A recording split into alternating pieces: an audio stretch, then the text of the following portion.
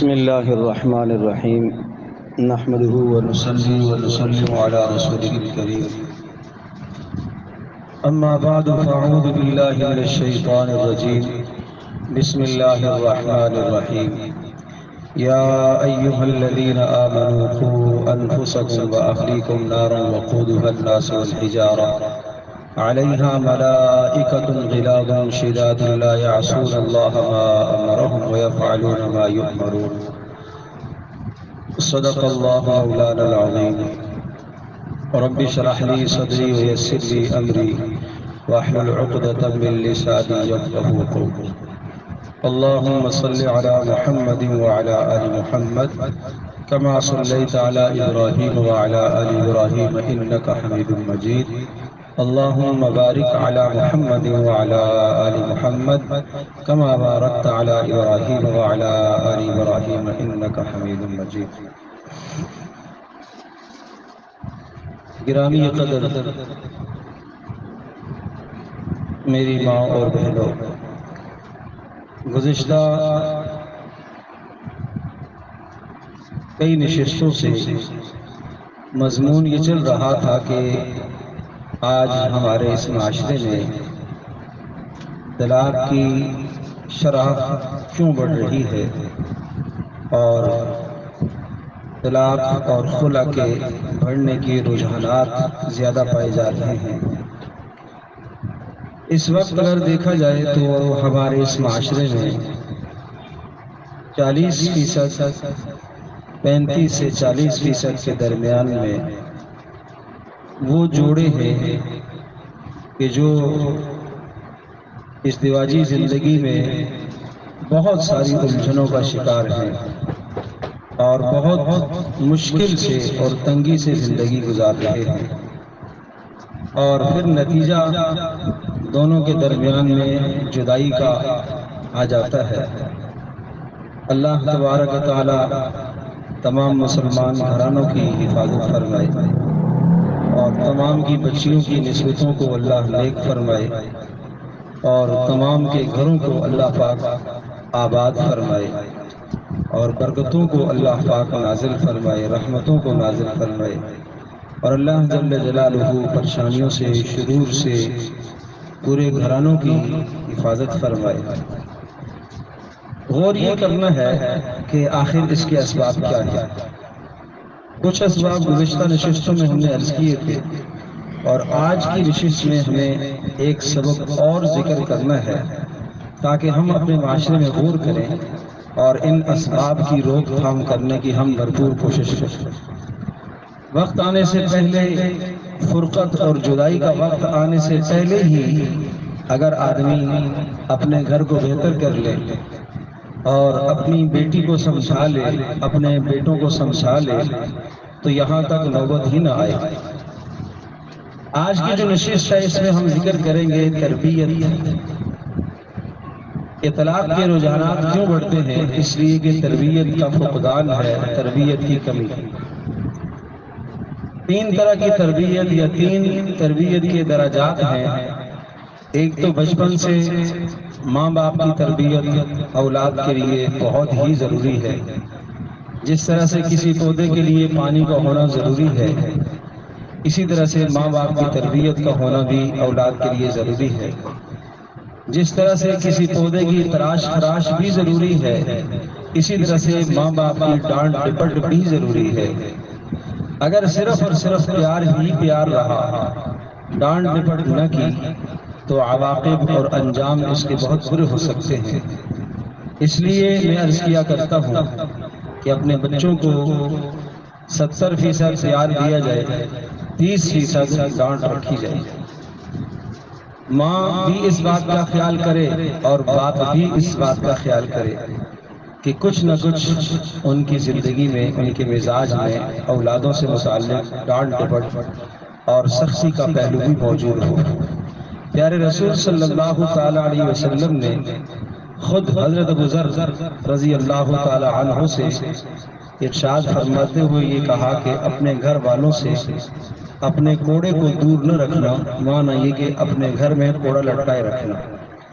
یعنی مناسب تربیت کا انتظام اور تربیت میں پیار محبت بھی ہو، لیکن کسی منکر پر نکیر کرنا، کسی غلطی پر اصلاح کرنا، پیار محبت سے اگر اصلاح کام میں نہیں آتی، بات مؤثر نہیں ہوتی، تو سختی کرنے کی بھی اجازت ہے۔ پیارے رسول صلی اللہ تعالیٰ علیہ وسلم کی یہی تعلیمات ہیں۔ ایک اور رسول اللہ صلی اللہ تعالی وسلم کی حدیث ذکر کرتا ہوں۔ پیارے رسول صلی اللہ تعالی علیہ وسلم نے اولاد کی تربیت سے متعلق یہ ارشاد فرمایا کہ جب بچہ بولنے لگے تو اسے آپ لا الہ الا اللہ سکھاؤ۔ معلوم یہ چلا کہ اچھی گفتگو سکھانا بھی ماں باپ کی ذمہ داری ہے۔ ایسا نہیں ہے کہ کیا جو کچھ زبان میں آیا وہ بولنے لگ جائے، بلکہ اچھی گفتگو کا سکھانا، اچھے بول کا سکھانا یہ ماں باپ کی ذمہ داری میں ہے۔ اور اسی طرح سے فرمایا کہ جب 7 سال کے ہوں تو انہیں نماز کا حکم دو، اور اگر نماز نہ پڑھیں تو 10 سال کی عمر میں پہنچ جائے تو نماز نہ پڑھنے پر ان کو سزا دو۔ یہاں یہ بات معلوم ہوتی ہے کہ 3 سال کا نصاب رسول اللہ صلی اللہ علیہ وسلم نے دیا ہے۔ عبادات کا نصاب آپ نے بتا دیا کہ 3 سال کے اندر بچے کو یہ عبادات سیکھ لینی چاہیے، یعنی اسے طہارت کے مسائل، پاکی کے مسائل، ناپاکی کے مسائل، اسی طرح سے پھر نماز سے متعلقہ تمام کے تمام مسائل اس بچے کو سیکھ لینے چاہیے۔ اور یہ سیکھے گا کہاں سے؟ ماں باپ کی محنت سے سیکھے گا۔ یہ جو تربیت ہوتی ہے بچپن کی، یہ تربیت مرتے دم تک یاد رہتی ہے۔ گھر کے اندر جو تربیت دی گئی ہے، نیک تربیت دی گئی ہے، اس نیک تربیت کے اثرات ساری زندگی مرتب ہوں گے۔ اور اگر گھر سے نیک تربیت نہ ملی تو بری تربیت کے لیے نیک تربیت کا نہ ہونا ہی کافی ہے۔ کسی گھر کے اندر کوئی آدمی اگر برائی لانا چاہتا ہے تو برائی لانے کے لیے کوئی باہر سے برائی لانے کی ضرورت نہیں ہے۔ ایک باغ ہے، اس باغیچے کو ایک آدمی اگر صاف ستھرا کرتا رہتا ہے، روزانہ پودوں کو پانی دیتا رہتا ہے، تراش خراش کرتا رہتا ہے، تو وہ خوشنما معلوم ہوتا ہے۔ مگر یہ تربیت اور محنت اگر چھوڑ دے گا تو وہ باغ خود ہی بگڑ جائے گا، خودرو گھاس اگائے گی، کانٹے اگائیں گے اور ہر طرح کی خرابی وہاں پیدا ہو جائے گی۔ کیوں؟ محنت کا نہ ہونا خود خرابی ہے، تربیت کا نہ ہونا خود خرابی ہے، نیکی کا نہ ہونا خود بڑی برائی ہے، اچھائی کا نہ ہونا خود بڑی برائی ہے۔ اچھائی نہیں ہوگی گھر کے اندر تو برائی وجود پکڑے گی، نیکی نہیں ہوگی تو گناہ وجود پکڑے گا، اور گھر کی تربیت اچھی نہیں ہوگی تو برائیاں خود بخود گھر میں جنم لینا شروع کر دیں گی۔ تو اس لیے ایک تو بڑی سخت اور زبردست محنت کی ضرورت ہے کہ بچپن ہی سے اولادوں کو نیکی کی تربیت کی جائے، ایثار قربانی کے جذبات سکھائے جائے، گاہے بگاہے ان جذبات پر بچوں کو آزمایا جائے، انعامات مقرر کیے جائیں۔ جوائنٹ فیملیز کے اندر کئی بچے ہوتے ہیں، 12 13 15 20 بچے جہاں ہیں، ان بچوں میں گاہے بگاہے مقابلے کروائے جائیں، قرآن کریم کے اندر، اسی طرح سے عصری تعلیم کے اندر، اسی طرح سے دیگر چیزوں کے اندر ان کی صلاحیتوں کو بڑھایا جائے، دیکھا جائے کون سا بچہ کس قدر ایثار اور قربانی دینے کا عادی ہے، کس کے اندر حسد زیادہ ہے، کس کے اندر بغض ہے، جو کسی سے ناراض ہو جاتا ہے تو راضی نہیں ہوتا۔ یہ قابل اصلاح ہے، یہ قابل اصلاح ہے۔ کون سا بچہ ہے بہت جلد ہی غصے اور طیش میں آ جاتا ہے، یہ قابل اصلاح ہے۔ کون سا بچہ ہے کہ جس مجلس میں جا کے بیٹھتا ہے تو لڑائی ہو جاتی ہے، یہ قابل اصلاح ہے۔ یہ کل مستقبل میں اس کے گھر میں کسی کی بچی آئے گی تو ابھی سے اس کا مزاج یہی آپ نے پال لیا اور یہی مزاج بڑا کر دیا تو یہ کل کسی کی بچی کو کیسے سنبھالے گا؟ آپ ذمہ داریاں گھروں کے اندر ان بچوں کو چھوٹی چھوٹی ذمہ داریاں دیں اور ان ذمہ داریوں کو دے کر انہیں احساس دلائیں کہ مستقبل میں آپ کے اوپر بڑی ذمہ داریاں آئیں گی، اور ان ذمہ داریوں میں ان کی تربیت ہوگی، اور ان ذمہ داریوں میں اچھے کام کرنے پر اور ان ذمہ داریوں کو بہترین طریقے سے انجام دینے پر آپ ان کی حوصلہ افزائی کیجیے، اور اگر کوئی کوتاہی ہے تو کوتاہی کا ازالہ کیجیے۔ گھر میں مہمان آ رہے ہیں، یہ کام بچوں کو سپرد کرے۔ گھر میں مہمان آئے ہیں، اب جناب کمرے کو سجانا ہے، کھانے کا انتظام و اہتمام کرنا ہے، جو بچوں کی استطاعت اور طاقت کے مطابق ہے وہ کام ان کے سپرد کیے جائے۔ اس سے بچے بہت کچھ سیکھتے ہیں۔ بچے کے لیے سب سے زیادہ خیر خواہ کون ذات ہے؟ اس کے ماں باپ سب سے زیادہ اس کے لیے خیر خواہ ہے۔ تو یہ بچے کی تربیت کا زمانہ ہوتا ہے، یہ بچپن کی تربیت یاد رہ جاتی ہے۔ اس موقع پر ماں کی نصیحتیں، باپ کی نصیحتیں، دادا دادی کی نصیحتیں، نانی نانا کی نصیحتیں اور ان کے تجربات سے بچہ فائدہ اٹھاتا ہے۔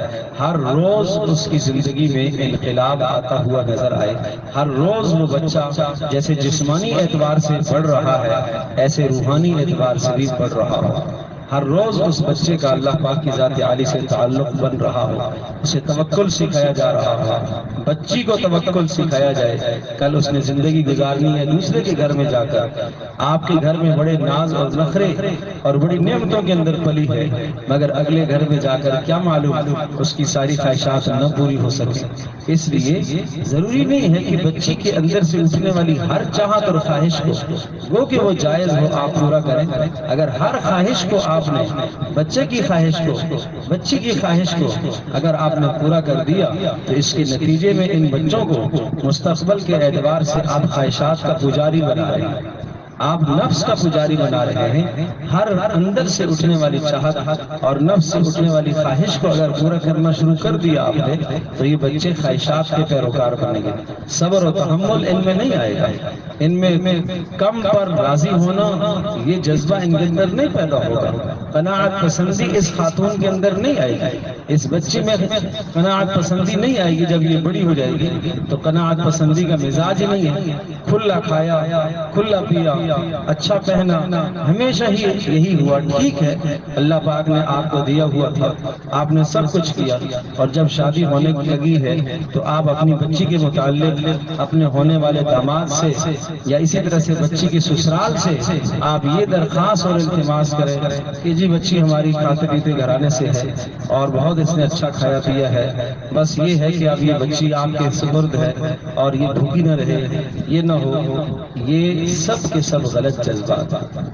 اس لیے کہ جو شخص اپنی بچی کو، جو شخص آپ کی بیٹی کو بیاہ کر کے اپنے ہاں لے کے آ رہا ہے، ظاہر سی بات ہے کہ روزی کا ذمہ تو اللہ نے لیا ہے۔ اللہ پاک نے جو مقدر میں لکھی ہے وہ روزی ملے گی، لیکن آپ اپنی بچی کو بھی یہاں پر غلط تربیت دے رہے ہیں، اسے بھی آپ غلط سوچ دے رہے ہیں۔ کل اگر کوئی بھی کمی اسے لگ گئی تو وہ فوری اپنی ماں کی باتوں کو یاد کرے گی، اپنے باپ کی باتوں کو یاد کرے گی۔ وہاں تو مجھے یہ ملتا تھا، وہاں تو مجھے یہ میسر تھا، وہاں تو مجھے یہ میسر تھا، اور یہاں جب سے آئی ہوں تو وہ سب خیر میسر نہیں ہے۔ یہ کوئی اچھی تربیت نہیں ہے۔ تو ایک تو بچپن سے تربیت کی جو کمی ہے اور فقدان ہے، اس کمی کو پورا کرنے کی کوشش کی جائے۔ آج تک اس سلسلے میں جو کوتاہیاں ہوئی ہیں، بچوں کے اندر توکل پیدا کرنا، بردباری پیدا کرنا، حوصلہ پیدا کرنا، صبر پیدا کرنا۔ گھر کے اندر بچے ایک دوسرے سے آگے سبقت لے جا رہے ہیں۔ کس چیز میں سبقت؟ نیکی میں سبقت لے جانی چاہیے، اچھے کاموں میں آگے بڑھنا چاہیے۔ بلا وجہ کھانے پینے میں ایک دوسرے سے آگے بڑھ کر بے صبرا ہو جانا، چیزوں کے لینے میں ایک دوسرے سے آگے بڑھ کر بے صبرا ہو جانا، یہ مزاج بچوں کا نہیں بننا چاہیے۔ بہت سارے بچوں کا مزاج چڑچڑا ہو جاتا ہے۔ وہ کیوں ہو جاتا ہے؟ جب آپ بچے کی ہر خواہش کو پورا کرنا شروع کر دیں گے تو پھر ایک دن ایسا آئے گا کہ جو چیز اس نے مانگی وہ آپ مطالبہ بچے کا پورا نہیں کر پائے، تو جس کے نتیجے میں دوسری بار مانگا، پھر بھی آپ نے پورا نہ کیا مطالبہ، تیسری بار بھی پورا نہ کیا، تو اس سے بچے کے اندر چڑچڑاپن پیدا ہوتا ہے جو بہت منفی اثرات اندر لے کے آتا ہے۔ اس سے بھی بچوں کو، بچی کو بچانا ضروری ہے، کل مستقبل میں انہوں نے زندگی گزارنی ہے۔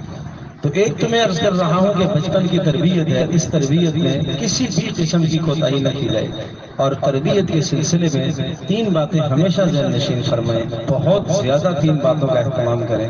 تربیت جب ہوگی، پہلی بات تو یہ ہے کہ اللہ سے مانگا جائے، بچوں کی نیکی، بچوں کا تقوی، بچوں کی صلاح اور خیر اللہ پاک سے مانگی جائے۔ نمبر دو، بچوں کو ہمیشہ نصیحتیں کرتے رہنا چاہیے، اور 3 اوقات میں تو بچے نصیحت کو خوب قبول کرتے ہیں۔ نمبر 1، رات سوتے وقت، اس وقت جو آپ نصیحت کر کے بچوں کو آپ بستر پر لٹائیں گے نا، تو یہ نصیحت بچوں کے دل و دماغ پر نقش ہو جاتی ہے۔ نمبر 2، کھانے سے پہلے دسترخوان پر، یہ وقت بھی بچوں کے لیے بہت عام ہوتا ہے اور بچے اس وقت میں بھی نصیحت سنتے ہیں۔ اور نمبر 3، جب آپ کسی سفر میں نکلیں اور سفر میں جاتے ہوئے جو باتیں آپ نے بچوں سے کہیں وہ زندگی بھر یاد رہ جاتی ہیں۔ یہ 3 اوقات بچہ بہت خوب سے نصیحت قبول کرتا ہے۔ یہ طریقہ کار بھی گھروں میں ٹھیک نہیں ہوتا کہ مائیں عام طور پر بچوں کو بھی، بچیوں کو بھی خود ہی کھلانا، خود ہی پہنانا اور خود ہی ان کے سارے کاموں کو انجام دینا۔ اللہ پاک نے ٹھیک ہے ماں کو جان دی ہے، طاقت دی ہے، ہمت دی ہے، مگر جو کام بچے سے از خود ہو سکے، بچی سے از خود ہو سکے، وہ کام گاہے بگاہے ان سے کرواتے رہنا چاہیے، ورنہ بچے لولے لنگڑے ہی بن جاتے ہیں اور یہ بڑے ہو کے پھر کسی کام کے نہیں ہوتے، اس لیے کہ ماں باپ نے تو بڑے ناز نخرے میں رکھا ہے۔ تو یہ کوئی آپ کی ان کے ساتھ کوئی خیر خواہی نہیں ہے کہ آپ نے اتنا کھلایا، اتنا پلایا اور بچے کو چارپائی سے بھی نیچے نہ اترنے دیا، وہیں آپ نے چیئر پر بٹھا کر آپ نے اسے کھلایا پلایا اور ہر طرح کی، اب حالانکہ وہ بچہ بڑا ہو گیا، بچی بڑی ہو گئی ہے، ماں کے ساتھ 2 4 6 کام نمٹا سکتی ہے، اسے اپنے ساتھ کام میں لگانا چاہیے۔ ایک بہت بڑی وجہ طلاق کی یہ بھی ہو جاتی ہے کہ جب بچیاں اس طرح سے بغیر تربیت کے جب دوسروں کے گھروں میں جاتی ہیں تو وہاں کو نوبت نہیں آتی، اس لیے کہ وہاں جب وہ جائے گی، نکاح ہو جائے گا تو شادی کے بعد اس لڑکی کو، اس بچی کو، اب بچی کو ہی نہیں کہے گا، اسے عورت کہا جائے گا، اب اسے عورت کہا جائے گا۔ اب اسے کھانا پکانا اگر نہ آئے تو یہ اس کے لیے عیب ہے، اب اگر اس گھر کے کام کاج اسے نہ آئے، امور خانہ اسے نہ آئے تو یہ اس کے لیے عیب ہے، اور یہاں سے اس نے سارا سیکھا ہی نہیں ہے، ماں نے اس کو سکھایا ہی نہیں ہے، ماں نے اس کو تربیت دی ہی نہیں ہے۔ تو دوسرا مرحلہ تربیت کا، جیسے جیسے بچے جوان ہوتے ہیں تو اس وقت بچیوں کی تربیت کا ایک دوسرا مرحلہ آتا ہے اور یہ بھی بڑا اہم تربیت کا مرحلہ ہوتا ہے۔ جیسے بچے بلوغ کو پہنچتے ہیں تو باپ کو چاہیے کہ بچوں کو پاکی اور ناپاکی کے مسائل، طہارت کے مسائل سکھائے، ایسا ماحول فراہم کرے جس ماحول سے بچے پاکی کے مسائل کو، ناپاکی کے مسائل کو، بلوغت کے بعد کے خدشات کو بچے سیکھ سکیں۔ ماں کو چاہیے کہ ماں ذمہ دار بن کر اور حساس بن کر اور خوب آنکھیں کھول کر اپنی بچی کی ایک ایک حرکت کو نوٹ کرے، ایک ایک بات کو نوٹ کرے، اس کی گفتگو کا انداز اسے نوٹ کرے، اور اسی طرح سے گھر میں داخل ہونے کے انداز کو نوٹ کرے، گھر سے باہر نکلنے کے انداز کو وہ نوٹ کرے۔ اگر اس کا انداز اسے بدلا ہوا نظر آ رہا ہے، اپنی نیک اور اچھی اور سچی تربیت سے انداز بدلا ہوا نظر آ رہا ہے، تو وہ اس کو زمانے کے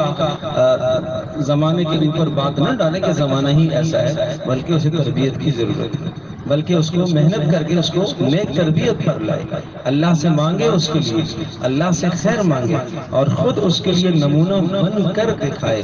بچے اور بچیاں جتنی آپ کی تقریر سے متاثر نہیں ہوں گے جتنا کہ آپ کے کردار سے اور آپ کے اخلاق سے متاثر ہوں گے۔ لہذا یہ بھی بہت ضروری سمجھا جائے کہ جب بچے جوانی کو پہنچتے ہیں، بچیاں جوانی کو پہنچتی ہیں، تو اس وقت ان کی یہ تربیت بھی بہت ضروری ہوتی ہے۔ عام طور پر اس سلسلے میں ماں باپ شرما رہے ہوتے ہیں اور بچے اس میں آزاد ہو جاتے ہیں۔ جب آزاد ہو جاتے ہیں تو وہ اپنی ضرورت سے متعلقہ جو چیزیں انہیں اس وقت ضرورت ہے، وہ ضرورت سے متعلقہ چیزیں نہ باپ نے سمجھائیں، نہ ماں نے سمجھائیں، نہ کسی استاد نے سمجھائیں، تو پھر وہ میڈیا کی نظر ہو جاتے ہیں اور ادھر سے اپنی ضروریات کو تلاش کرنا شروع کرتے ہیں، اور جہاں سے نہ جانے پھر اس صحیح بات کے ساتھ کتنی غلط باتیں آئیں گی، پھر صحیح اور غلط میں تمیز کرنا ان بچوں کے لیے مشکل ہو جائے گا، جس سے بہت بدترین برائیوں کا شکار ہو سکتے ہیں اور بہت بدترین انجام ہو سکتے ہیں بچوں کے اور بچیوں کے۔ اس لیے یہ جوانی کا جو زمانہ ہے یہ بھی بڑا حساس زمانہ ہوتا ہے، اس زمانے میں تربیت کی بہت سخت ضرورت ہے۔ اور پھر جیسے ہی جوانی کو بچے پہنچ جائیں، بچیاں جوانی کو پہنچ جائیں، تو جلد از جلد ان کی شادی کا انتظام کیا جائے۔ پیارے رسول صلی اللہ تعالیٰ علیہ وسلم کی تعلیمات یہی ہیں اس سلسلے کی کہ جب بچے جوان ہو جائیں اور ان کی تعلیم اور تربیت کا انتظام آپ نے اچھا کیا، اور پھر اس کے بعد ان کو شادی آپ نے کروا دی، بچیوں کی خاص طور پر، تو یہ بچیاں اپنے ماں باپ کے لیے جنت میں داخلے کا ذریعہ ہے۔ اور اگر اب جوانی میں پہنچ کر اگر ماں باپ نے اس سلسلے میں کوئی تاخیر کر دی اور کسی گناہ کا ارتکاب بچوں نے کر دیا، تو اس گناہ کی سزا ماں باپ کو بھی بھگتنا ہوگی، اس گناہ کی، اس برائی کی سزا ماں باپ کو بھی بھگتنا ہوگا۔ ایک بہت بڑی اور بہت بری وجہ ہمارے یہاں یہ ہے کہ شادی میں تاخیر یہ ایک ایسا ناسور معاشرے میں رواج پا چکا ہے کہ ہم نے اپنے ذہنوں میں ایسے بڑے بڑے اسٹیٹس قائم کر لیے ہیں کہ جب تک ایسا رشتہ نہیں ملے گا ہم اپنی بیٹی کو نہیں دیں گے، اسی طرح سے جب تک ایسی لڑکی نہیں ملے گی ہم اپنے لڑکے کی شادی نہیں کرائیں گے۔ یہ سلسلہ، یہ فلسفہ، یہ سوچ بھی بالکل غلط ہے۔ ضرور ہم آہنگی ہونی چاہیے، میاں بیوی میں ہم آہنگی ہونی چاہیے، جیسی آپ کی اپنی بیٹی ہے اسی کے مزاج کا آپ لڑکا تلاش کریں، جیسے آپ کا لڑکا ہے اسی کے مزاج کی لڑکی تلاش کریں۔ کبھی کبھی جدائی کا سبب یہ بھی ہو جاتا ہے کہ ہماری بچی تو بہت سادی ہے مگر ہم نے بہت اعلیٰ قسم کا رشتہ تلاش کر لیا، اور دونوں میں ذہنی ہم آہنگی نہ ہونے کی وجہ سے بعد میں طلاق ہو جاتی ہے۔ یا اسی طرح سے جناب ہمارا بچہ تو بڑا سادہ تھا مگر ہم نے اس کے لیے جس لڑکی کا انتخاب کیا ہے وہ بہت ہی تیز تررار اور ہوشیار ہے، اور ہمارا بچہ اس کے ساتھ نکاح نہ کر سکا جس کے نتیجے میں جدائی ہو گئی۔ تو ہم آہنگی کا ہونا بھی ضروری ہے، اسی لیے شریعت نے کف کا اعتبار کیا ہے، ہم پلہ ہونا دونوں کا ضروری ہے۔ ہم پلہ دیکھا جائے، رشتوں کے انتخاب میں ہم پلہ کا انتخاب کیا جائے۔ اور تیسری جو تربیت ماں باپ کی بہت اہم اور ضروری تربیت ہے وہ تربیت ہے شادی کے بعد۔ شادی کے بعد ماں کو چاہیے کہ وہ اپنی بچی کی تربیت کرے، اور اسی طرح سے باپ کو چاہیے کہ وہ اپنے بیٹے کی تربیت کرے۔ ماں کی تربیت بچی کیسے کرے گی؟ یعنی ماں کس طرح سے اپنی بچی کی تربیت کرے گی؟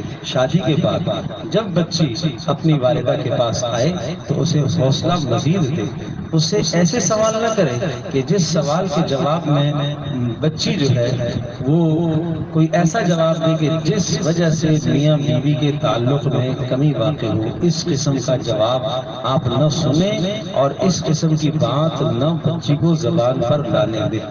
گلے شکوے پہلے دن سے ہی کرنا شروع کر دے، آتے ہی اس نے شروع کر دیا کہ جیسا کہ سنا تھا ایسا تو نہیں تھے، جیسا کہ دیکھا تھا ایسا تو نہیں تھے، جیسے کہ دکھتے تھے ایسے تو نہیں تھے۔ نہیں، یہ ماں کا کام ہے، یہ ماں کی ذمہ داری ہے کہ اپنی بچی کا گھر بسائے۔ شادی کے بعد اس کا گھر بسانا یہ ماں باپ کی بڑی ذمہ داری، خاص طور پر ماں کی ذمہ داری ہے کہ اپنی بیٹی کا گھر بسائے، اپنی بیٹی کا گھر بسائے۔ ایسا جملہ نہ اس کی زبان پر لانے دے اس کو، اور نہ اس کے سامنے ایسا جملہ بولے جس کی وجہ سے اس رشتے میں ناچاکی، اس رشتے پہ دراڑیں پڑ جائیں۔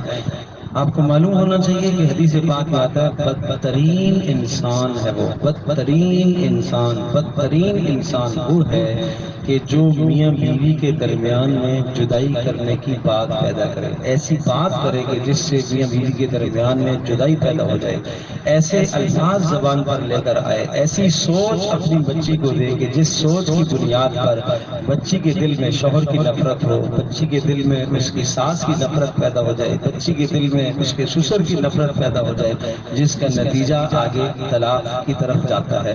یہ بھی بہت بری سوچ ہے، بلکہ ماں کو تو یہ چاہیے، ماں اس کو ایک بار نہیں بارہا یہ سمجھائے بیٹی اب تمہارا گھر وہ ہے، اب تمہارا گھر وہ ہے، میں تمہاری ماں ہوں، میں نے تجھے پالا پوسا یہاں تک پہنچایا، اب تمہارا گھر وہ ہے، اب تمہیں اس گھر کے مطابق اپنے مزاج کو ڈھالنا ہے، اس گھر کے مطابق اپنے مزاج کو بنانا ہے۔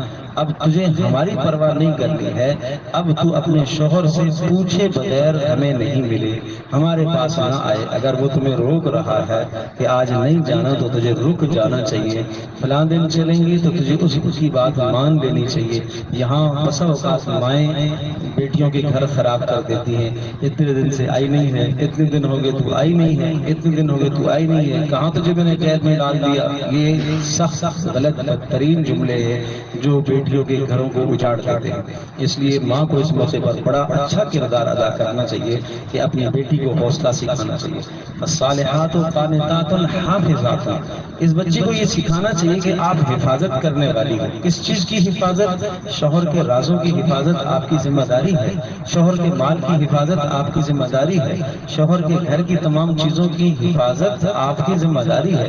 وہاں کی کوئی بات ادھر نہ آئے، یہاں کی کوئی بات وہاں نہ جائے جس سے آپس میں ناچاکیاں پیدا ہوں، آپس کے اختلافات پیدا ہوں۔ بہت سنبھل کر اور بہت دیکھ کر قدم رکھنا ہے، یہ ماں کا بڑا کردار ہے۔ میں عرض کر رہا ہوں یہ وقت بھی تربیت کا ہوتا ہے، یہ وقت بھی تربیت کا ہوتا ہے جو ابتدائی 2-4 سال ہوتے ہیں، خاص طور پر جب تک اولاد نہیں ہے اس وقت تک یہ مرحلے بڑے اہم ہوتے ہیں۔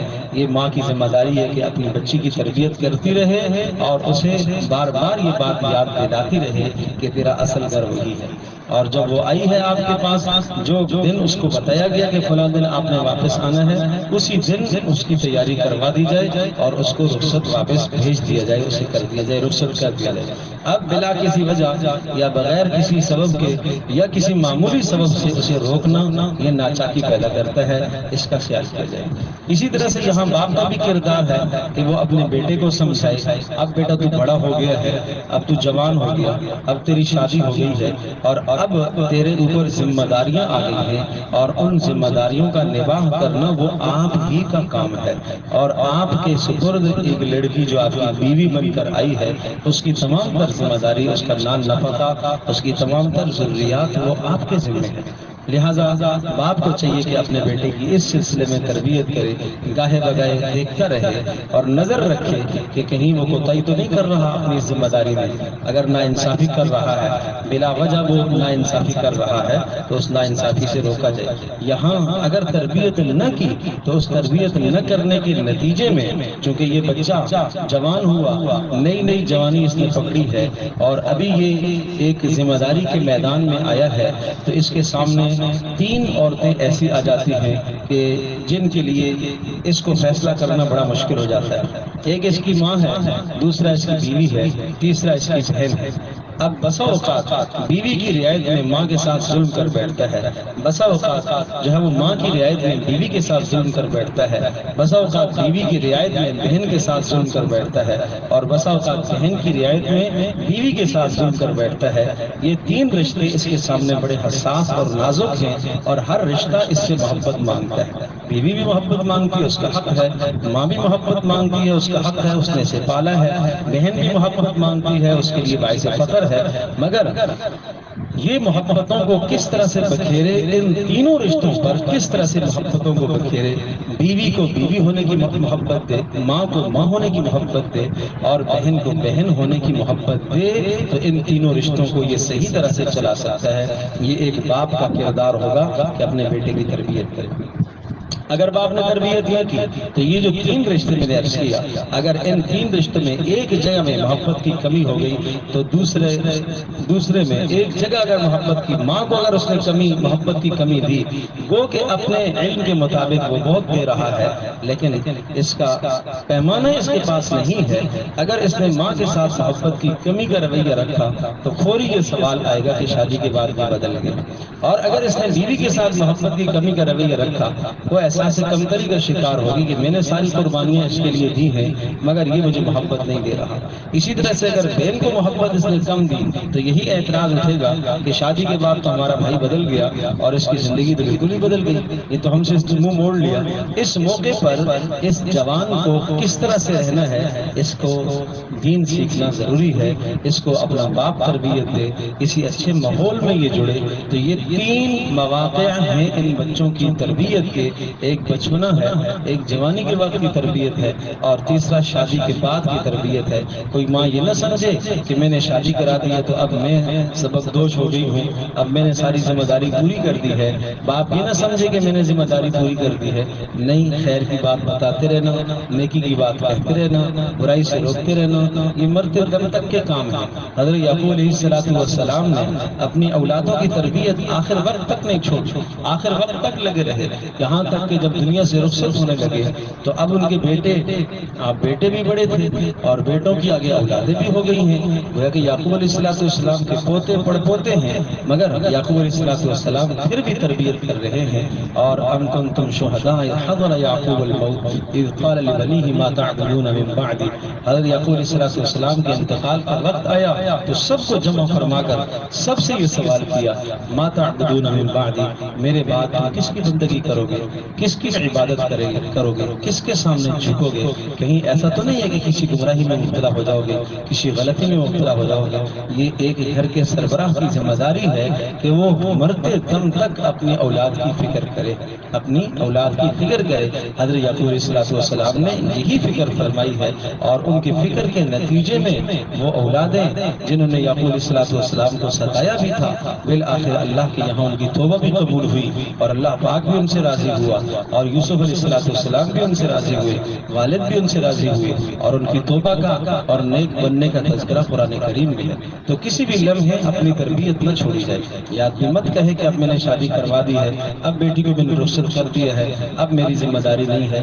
یہ ذمہ داری ہے مرتے دم تک اپنی اولادوں کی تربیت میں مصروف عمل رہے۔ تو آج کی نشست میں ہم نے یہ بات درج کی ہے کہ طلاق کی وجہ اور بڑھتے ہوئے رجحانات کی وجہ عدم تربیت ہے، تربیت کا فقدان ہے، اور تربیت کے 3 مراحل ہم نے بیان کیے ہیں۔ ان 3 مراحل میں بچوں کی تربیت کی جائے۔ اللہ تبارک و تعالی ہم سب کے لیے سمجھنا عمل کرنا آسان فرمائے۔ وآخر دعوانا الحمدللہ رب العالمین۔